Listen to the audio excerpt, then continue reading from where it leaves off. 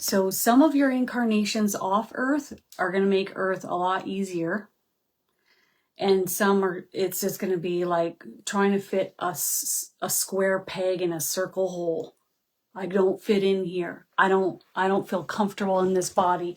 And this may even translate to people coming here to Earth and they don't feel like male or female, or they don't feel like the sex in which their body is. Because some of these origins are vastly different than human. And this whole male-female thing might be just too limited for where they've been. Or where they've been, there is no male or female. Like if you go and you look at a grave, for example, there's no male or female. Your past lives and how are they affecting you in this lifetime? Not only that, but where have you been? So that's what we're going to be talking about today. And I'm really excited to be talking about this with each of you because I think it's really important to understand that a lot of characteristics, a lot of behaviors, a lot of how we are operating in this lifetime are very much affected by the lifetimes that we've had, not only on Earth, but also off of Earth, okay? So it's an exciting topic to talk about. I'm going to be answering some of your questions. If you want to ask any questions about starseed origins, or if you want to ask any questions about lifetimes on Earth, those are the kinds of questions we're going to be going for at the end. But this is something that's really, really, really important to talk about. And I didn't realize how important it was to talk about this until I was about 4,000 readings deep. So once I had reached that many readings over the past 9 years, I came to realize and understand that your past lifetimes, they do impact you here and now in this lifetime. And it was really fascinating to watch and see that unfold over the past 9 years. So probably the first 4 years, I didn't really catch on. And then when individual starseed family members would arrive and try to communicate messages through me for individuals coming to me for readings, that's when I started to realize, oh, okay. So, and the behaviors and the characteristics of some people are very much prevalent due to the reoccurring lifetimes that they've had. Now, say you've gone off and you've had, here's a topic that I'm going to jump in on. Say you've had a lifetime on Earth and it was just more like sporadic, okay?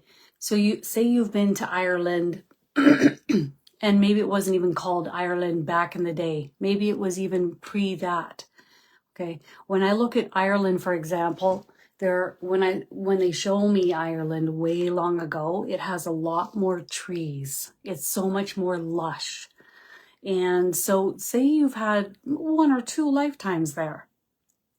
Okay, so that's not going to impact you as significantly as if you were to have hundreds of lifetimes there. So those who are very drawn to Ireland, they think about Ireland, they want to go visit Ireland. I've even had some of my friends living in Ireland. They have an absolute affinity and love for the land. And they often tell me that the color green there of the landscape is far more than they see anywhere else. It's just on a whole other level. So when you have a pull like that, then you know you've probably had several incarnations in that location.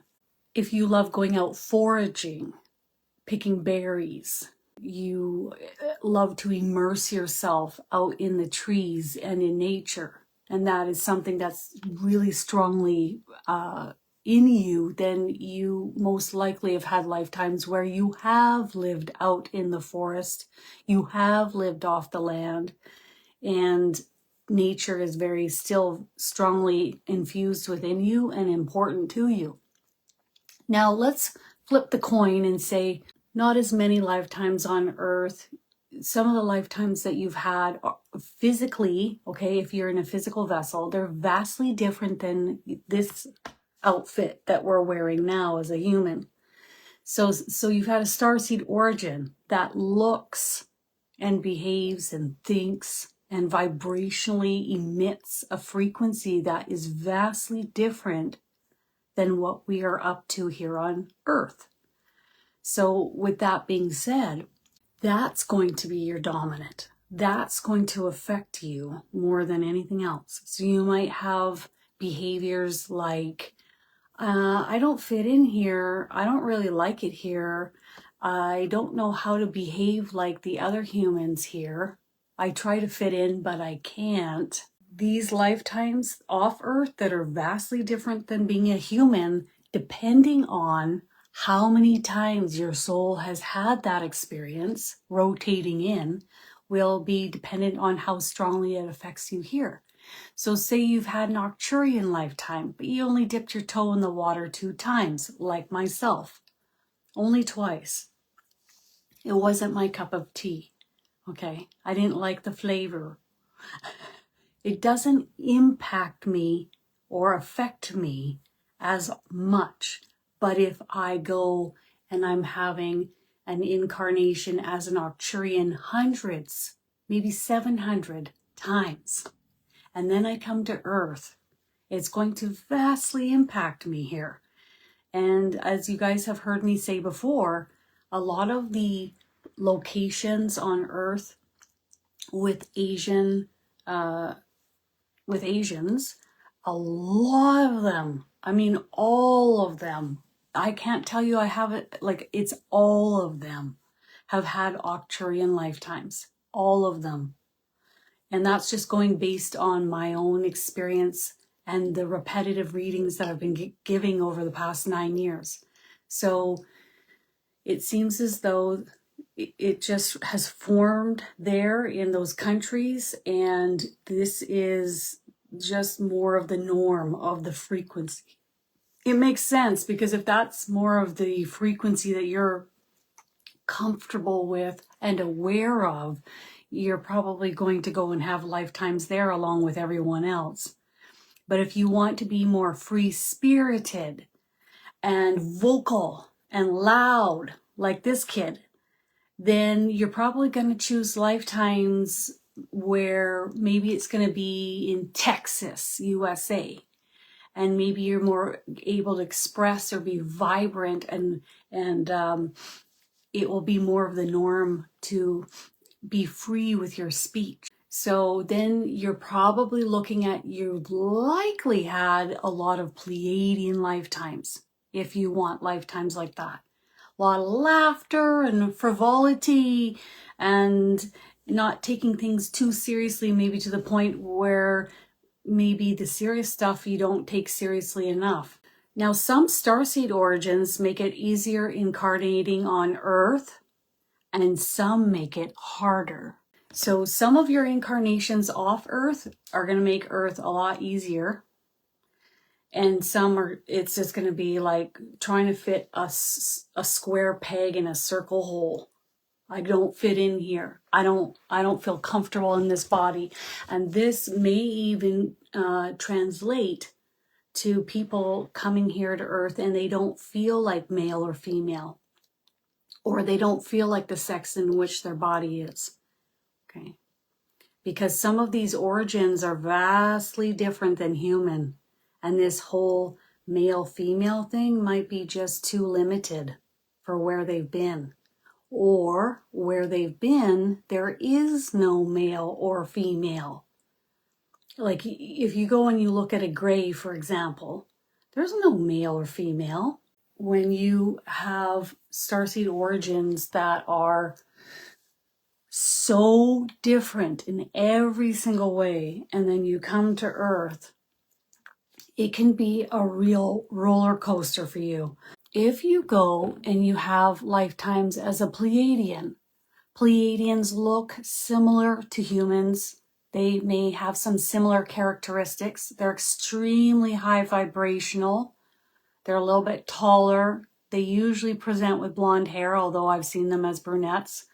They do telepathic communication. I've never seen one move their mouth to communicate with me. They don't need to. And they're just so light-filled. I have also seen a lot of what we would deem as being like fairy or elemental energies on those planets. And the Pleiadian planets that I've seen, they have moved into being light at this time for when I'm looking at them. They show me back when they were Pleiadians, but the Pleiadians have helped to seed the earth. And so if you choose as a soul to have Pleiadian lifetimes, maybe you've just had a handful before you hit earth to try and make earth easier for yourself. Or maybe you've had hundreds and hundreds. And so now when you come to earth, you just say, all right, let's do this. I'm excited for this. This isn't daunting for me. I'm not upset about being here on earth. I know this is going to be a pony show, but I got this. I've got this in the bag. So for some people that come to me for a reading, they've had these types of incarnations that are vastly different than human. They might find it difficult to ground their energy. They might find it difficult to quiet their mind. They might be a bit scattered and all over the place. The most important thing to do is immerse yourself in nature and ground your energy as often as possible. If you have had those incarnations, take it one step at a time. Nobody has to be perfect here. Nobody has to be what everybody expects you to be either. So you don't have to fit into the societal norms. Nobody said you had to, right? Whereas if you've had a lot of lifetimes as a Pleiadian and then you come here, I remember being 10 years old and thinking, awesome, I'm back here again. And I can't wait to just run amok here. That was one of my first thoughts. I was so full of laughter and chitty chat that I annoyed people left, right, and center. And what used to bother other people or drop their frequency easily, it just didn't get me. It just didn't rock me. And I remember just being separated from that. So just remember, you can always make life easier here on earth if you want. And one of the great ways of doing that is you ask your angels what you want. And you talk to them and you tell them what you need on a regular basis so that they get to work and they bring it in. Okay? I didn't believe it at first. I thought, okay, well, we'll just do this and see what happens. And then I went and I saw what happened. Some things would come in within a month, maybe less. Some things it took a year, but nonetheless, it was awesome. And I highly recommend it. All right, characteristics formed on Earth are due to certain starseed origins. So if you are left brain, analytical, okay, maybe the scientists on Earth or the engineers, the ones advancing, the ones creating companies that are so far like amazing that you can't imagine any human would be able to do that. Well, that's because they're not entirely human.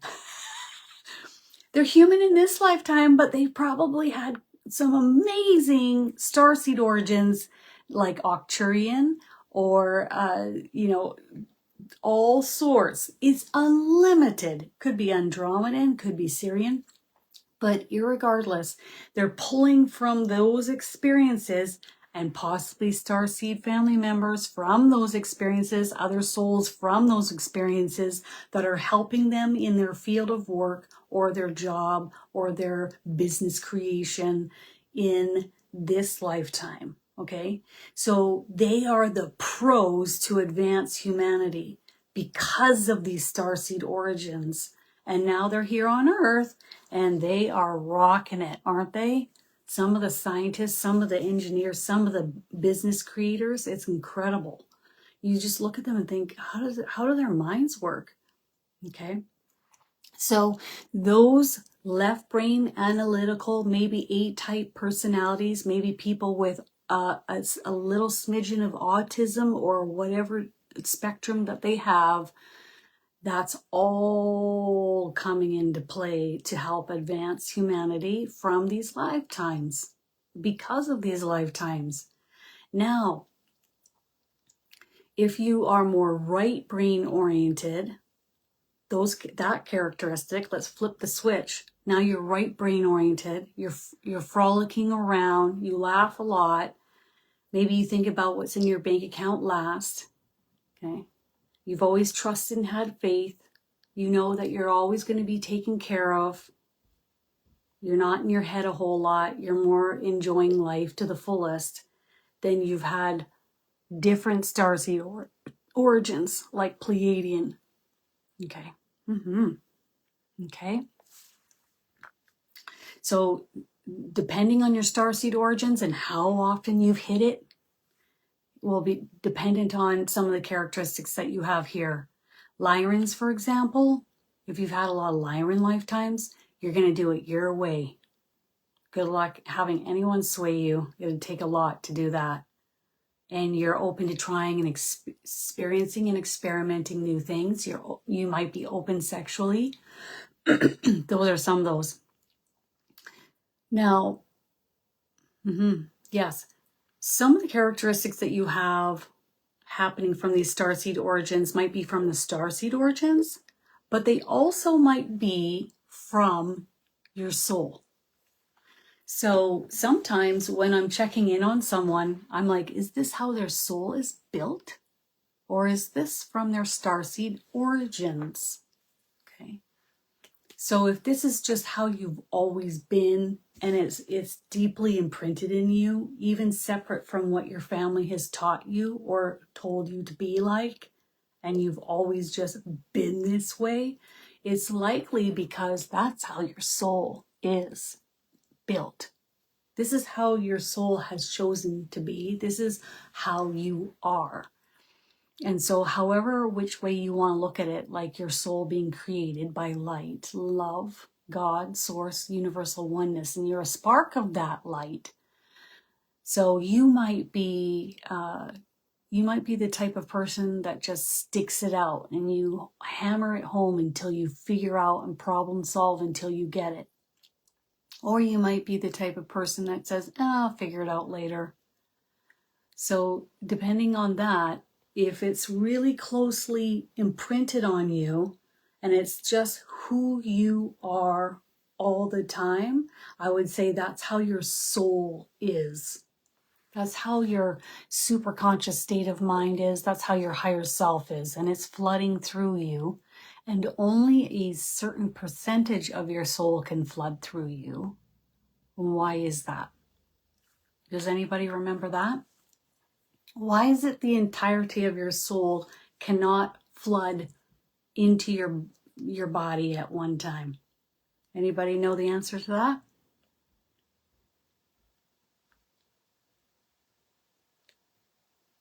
You guys can type it if you want. All right.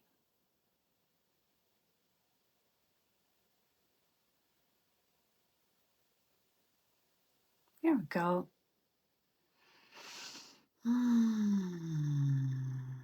You're super, super welcome. So if any of you guys have been watching me thus far, the reason why your soul cannot fully flood through your body, too intense. Exactly right. Your body wouldn't make it. This little thing here wouldn't make it. So there's only a certain percentage of your soul flooding through your vessel. And the entirety of who you are is right here to connect with anytime you want. If you ever want to talk to your higher self or your superconscious state of mind, you can go ahead and start chatting. You might feel a pressure on the top of your head or a large energy moving in from above you, and that will be the rest. Really, if we look at it, it's like funneling down like this, the entire, and then you got this on the top of your head communicating with you.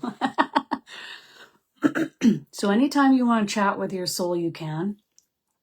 Exactly right. Your body would not be able to handle that amount of light. It just not even possible. And even when I chat with Archangel Michael or God, sometimes I have to ask for them to step back a touch because I'm driving the car or I'm doing something that, like, I really can't be that lightheaded. I can't have them overwhelming my senses to the point where I might drive off the road, for example. So that's up to us to express what we're comfortable with at all times, right? So, with that being said, some of the characteristics, the ones that are just built in as to who you are, that's coming from your soul, and that's how your soul is. All right. It's funny too, because I'll have some people's angels will come through and they're very serious, like mine, because I'm already frolicking around. I don't need, my angel knows that I don't need her to crack jokes and rile me up even more. Whereas some people come to me and they're so serious or they're so worried that you'll see their angels cracking jokes quite a bit. And it's to kind of lighten the mood and get them to relax a little bit. Whereas my guardian angel's more stoic. She reminds me of Galadriel. And she's not cracking jokes because the party's already happening a lot of the time here. So she doesn't need to get me riled up. If anything, she's trying to ground me and get me a little bit more level, right? All right. All right. So lifetimes on Earth, and then you have lifetimes off Earth, right? So you might be having an experience. Usually I'll see souls, quite a number of souls. They venture out the gate and they're not jumping right into a body. That's too overwhelming. So where do they go? They will stay in their soul form and they go with a group of other souls and they go venture off and they explore different planets. And I'm sure they're exploring Earth and Pleiadian planets and all sorts of different planets. And they're determining what they want to do moving forward. And I would imagine it's the souls that are like, okay, I'm ready to explore. I'm ready to expand. I'm ready to have a new adventure. I'm ready to learn more, right? And many times I'll hear the angels really thank us for venturing forth on the outer edges.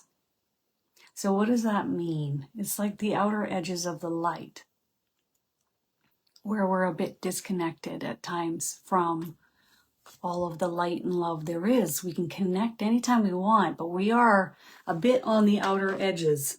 If we were more towards the center, you'd be blissed out of your mind all the time. You wouldn't even have a chance to have a low vibrational thought or a low vibrational experience.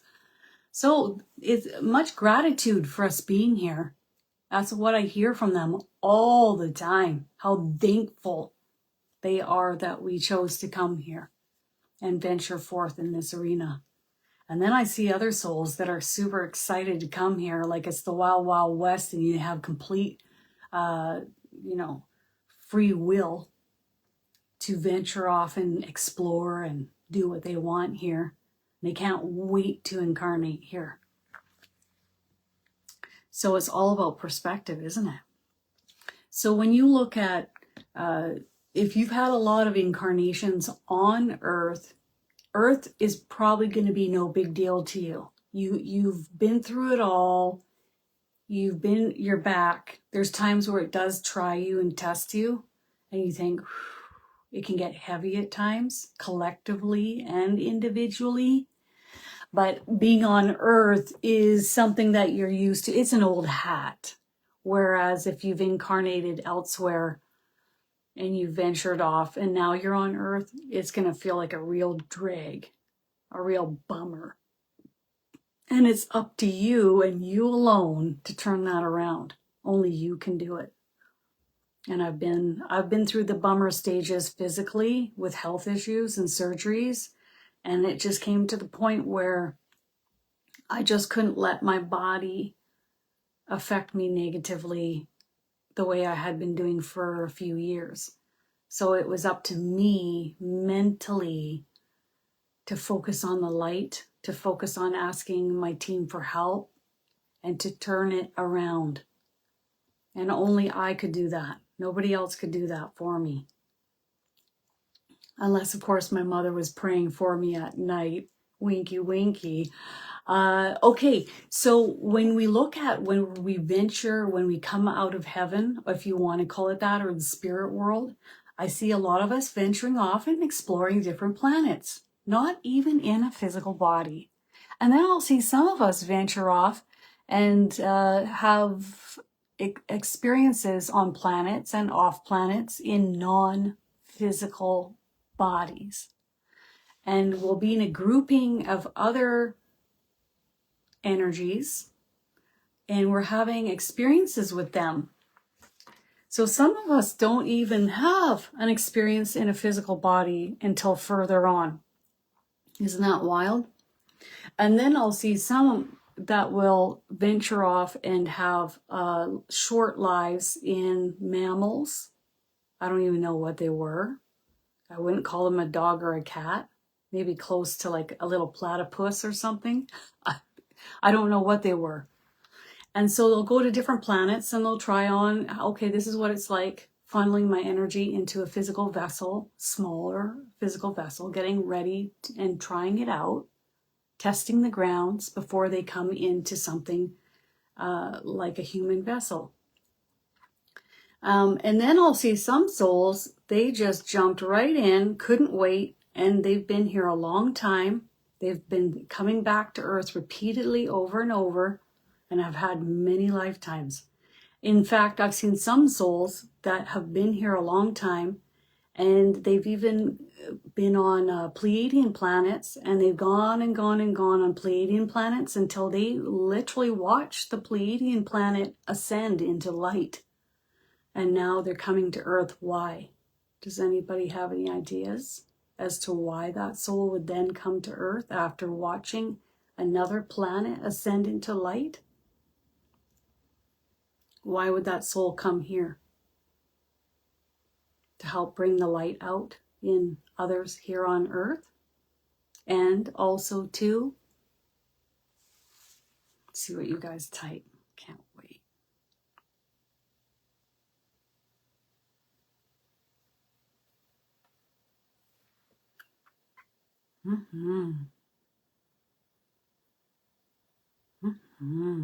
Love it.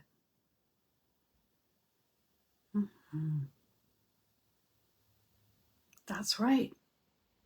That's right, Ben. Because this planet is ready to ascend.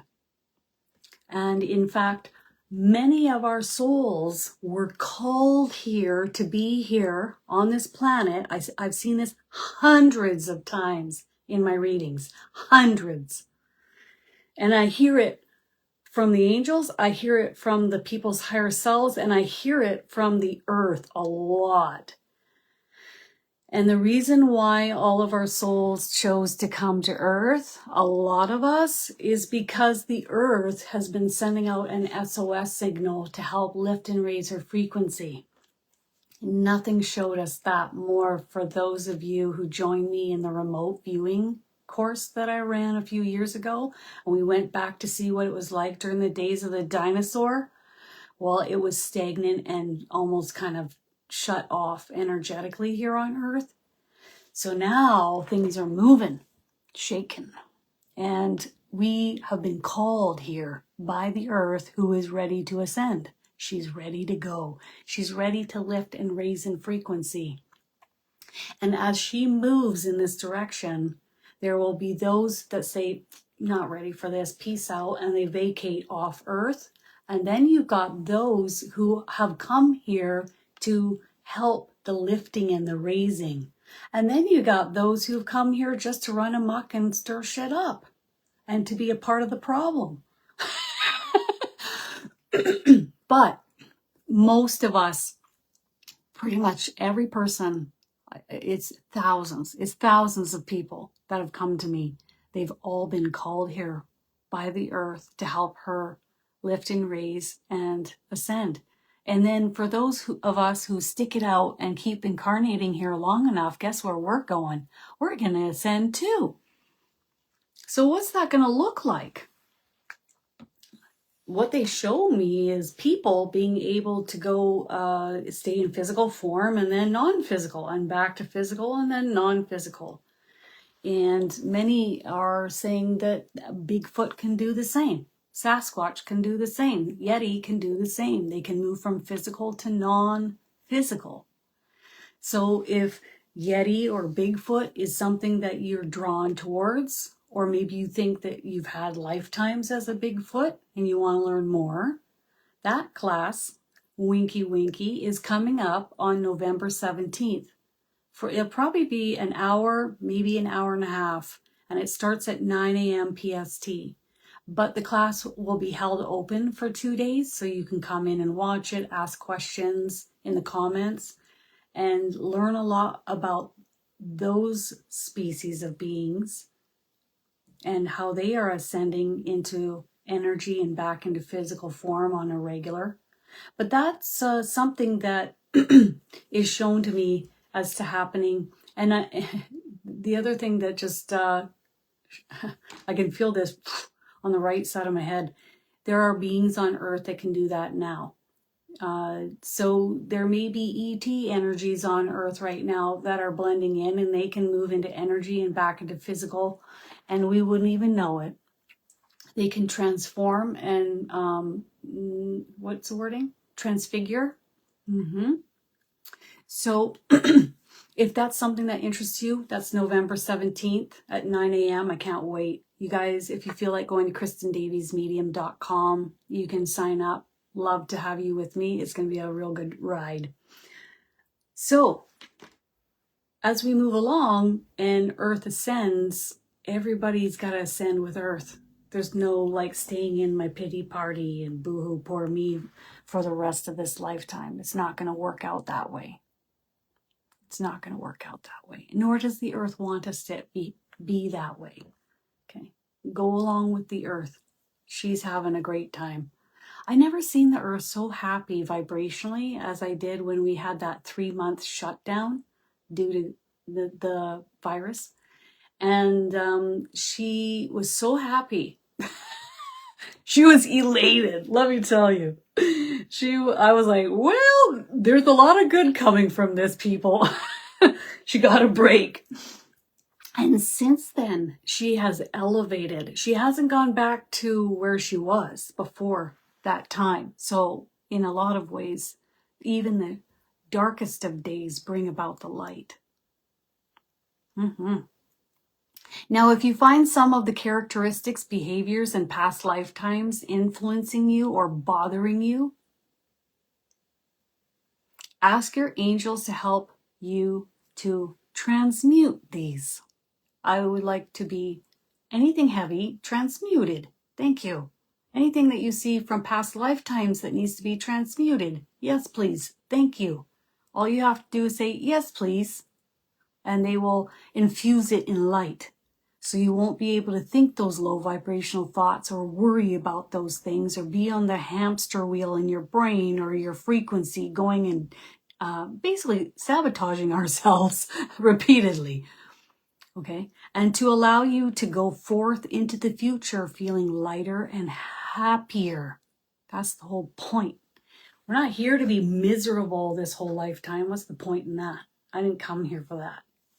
Now, does anybody have any questions that they'd like to ask in the comments? And then I'm going to dive in my last 24 minutes here before I have to head off and give my readings for today. And let me know what you would like to ask. I'll be waiting here and watching.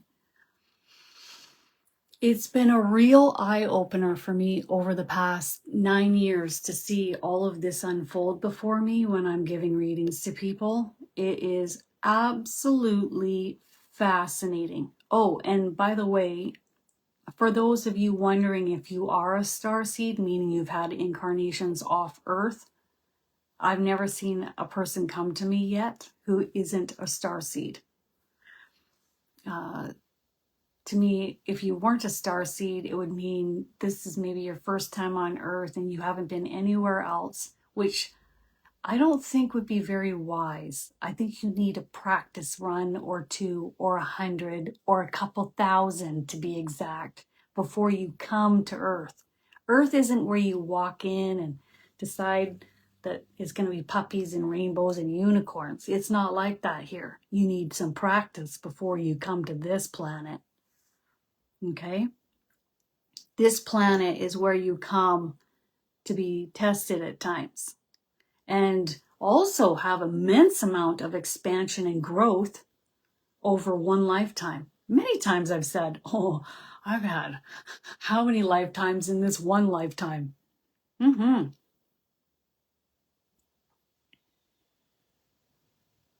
Okay, so let's talk about that. Let's talk about karmic debt or karma. Okay, the number one thing that I'll hear the angels tell me repeatedly is that is being transmuted into the light as we ascend. No longer purposeful, no longer a point to it. Do you want to add to that? Nope. My guardian angel just does this. So as we move along, all of that is getting transmuted into the light. But if we have certain characteristics that are deeply in here, certain behaviors that are bothering me, I can ask that to get transmuted. But as far as repaying any karma, I wouldn't focus there because they've asked me not to. And this has been something I've been hearing for the past 6 years. All right. So all karmic debt is being transmuted into the light, and I have nothing to worry or be concerned of. And I let it go into the light. Amen. If you want to say amen. All right.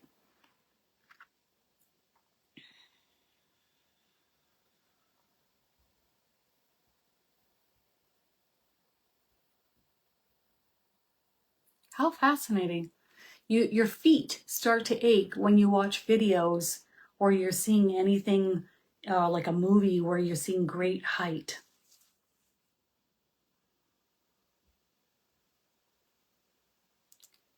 I'm also seeing you falling.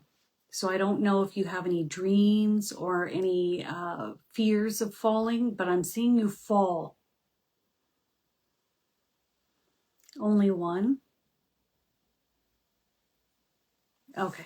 They're telling me you've had 2 lifetimes where you've fallen from great heights. So anything else we want to add to that? Your guardian angel is presenting like, if I were to say energetically, if you watch my face like this, very serious, and very watchful over you, a lot of strength with your guardian angel. Go ahead. It's nothing to concern yourself about. Your guardian angel is telling me that over time that the aching will dissipate, or you can say my feet are no longer aching, and you can affirm that and then watch as the pain dissipates.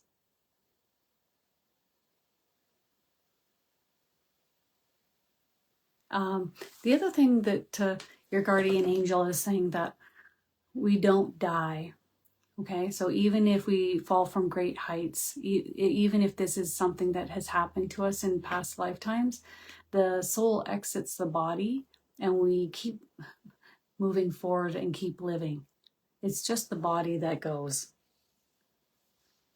And your guardian angel is got a big grin on its face now, and it's like taking a suit off the soul. Here's the suit. We're going to just put it off to the side for now until you decide to try on a different suit. So affirm that the pain is dissipating, any aching is dissipating, and there's no need for you to continue feeling this. You will affirm it. Awesome.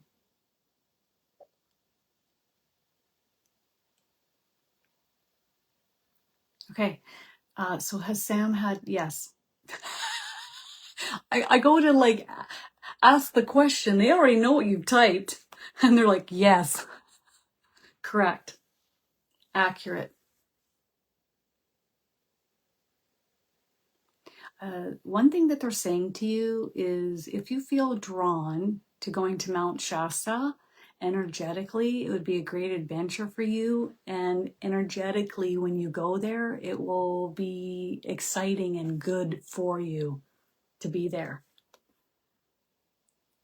They're also telling me that the spring water that runs through the taps in Mount Shasta is very cleansing for you.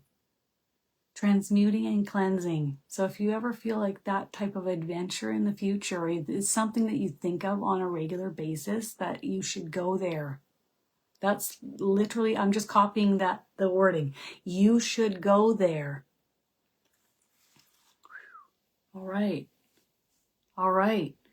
So you definitely, my mom, she has had lifetimes as a male, a lot of lifetimes as a male. My mom isn't super feminine, so has much more masculine. She doesn't express emotion a lot. And there were lifetimes where my mom was a single male the whole life, didn't have any kids, and she worked up on scaffolding and higher up in construction on buildings. And she would just go home and she just kept to herself, and she was a real loner, and she didn't have any kids.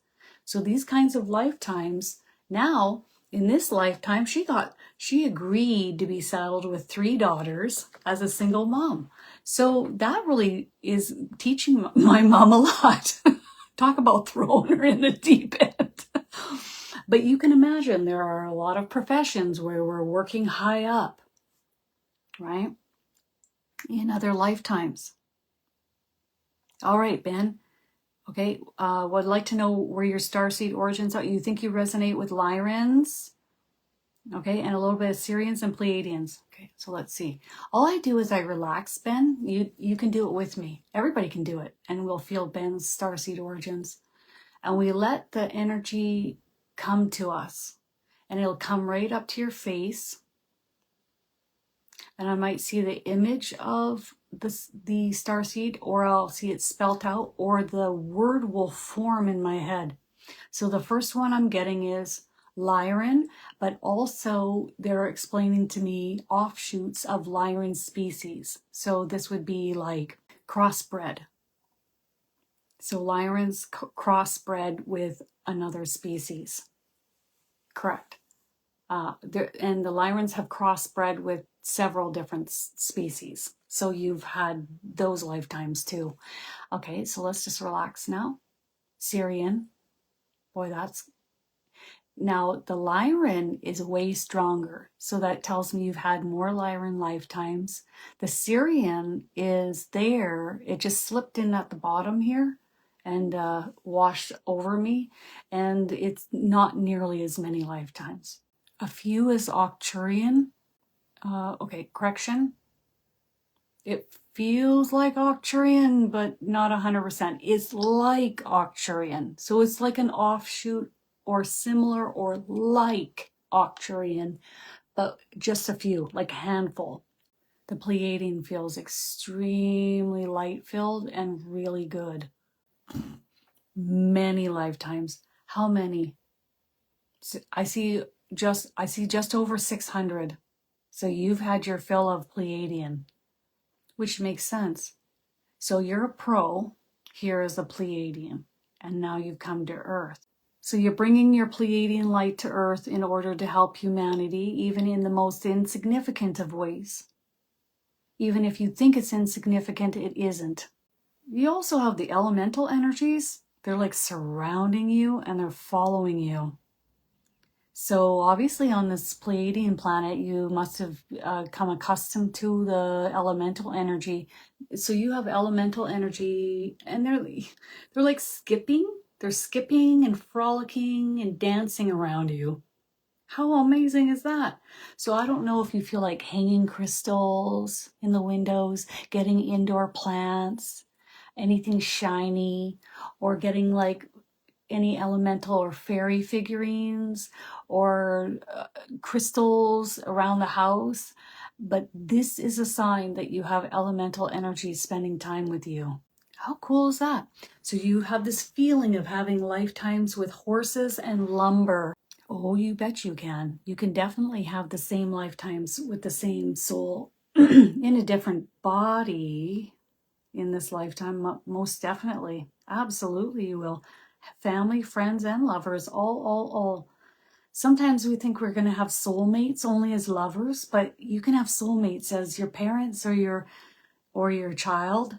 And it's anyone you have this strong affinity and you feel like you remember them from somewhere else, but you can't put your finger on it, and you feel drawn to them, and you just get this warm feeling in your body. That is a soulmate. Okay, and then a twin flame is your energy, your soul housed in two different bodies. I haven't seen as many people having twin flame connections as I have soulmate connections. And then, of course, then there's kindred spirits, which is a soul from a neighboring soul group. And kindred spirits, that soul from that soul group will come and incarnate with some of the souls in your soul group, including you. Lumber, for Annie, horses. Timber removal, working in the forests, hacking down trees, hooking them up to the back of a horse, and pulling them out of the forest. You've had 3 lifetimes like this. It's like one of the few jobs that, so don't feel bad that you're doing something like this, okay? Oh my God, I did that. This is like one of the few jobs that was even available during these lifetimes. It's not like you could just go pick a job like we do now. We're very lucky that we have such a variety of different jobs right now. Back then, no. I see you having like this great love for the horses, petting them, and they love you and you love them. This is what I'm seeing. But the horses worked hard for that money with you. And you do have a repeat of souls from one of these lifetimes in this lifetime. So you'll know who these souls are by the way you feel in their presence. So you'll know who these people are, and they're talking about this warm, fuzzy, comforting feeling. Even if the other person bothers you or kind of pisses you off, okay, they're like, oh, that's working. But you still feel this warmth in your soul when you're in their presence. That's them. Okay, coming up in December, I'm going to be doing a Jesus remote healing. So if you like to have a nice, good, deep healing with Jesus, that's coming up December 8th. Love you guys. Bye.